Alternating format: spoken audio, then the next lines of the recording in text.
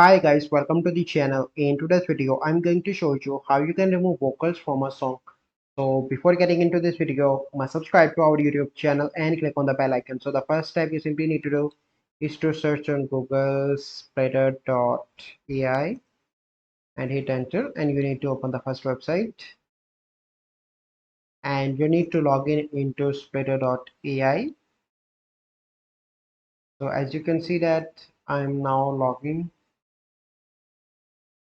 and it will take few seconds to open my dashboard. Okay, and here you can see drop audio file here, except 0.5 to 100 MB and 1 second to 20 minutes. So you simply need to click on that and you can easily upload any audio files. As you can see that I have no audio file here, but you can upload that and it will take few seconds to remove. So this is the process by which you can remove vocals from a song. So I hope you find this video helpful.